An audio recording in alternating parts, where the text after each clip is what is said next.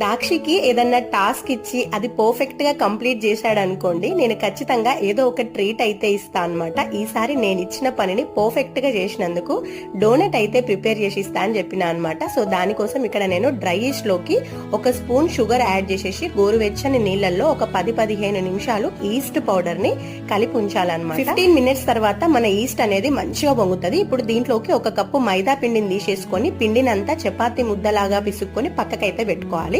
ఒక 1 అవర్ తర్వాత మన పిండి అనేది డబుల్ ద సైజ్ అయితే అవుతుంది. ఇప్పుడు దీన్ని మంచిగా మెత్తగా నీట్ చేసుకోవాలన్నమాట.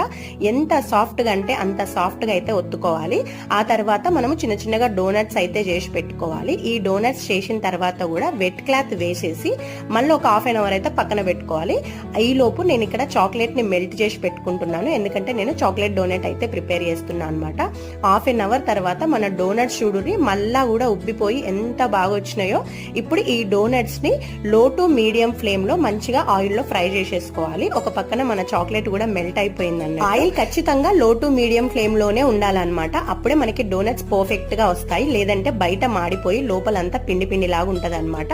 డోనట్స్ ఈ కలర్ వచ్చే వరకు ఫ్రై చేసేసుకున్న తర్వాత చాక్లెట్ లో డిప్ చేసేసుకొని పైనుంచి మనం షుగర్ అట్లనే మన దాల్చిన చెక్క ఉంటది కదా, అవి రెండు మిక్స్ చేసుకున్న పౌడర్ అనమాట, అవి స్ప్రింకిల్ చేసేసుకొని తింటే సూపర్ గా ఉంటది. ట్రై చేయండి.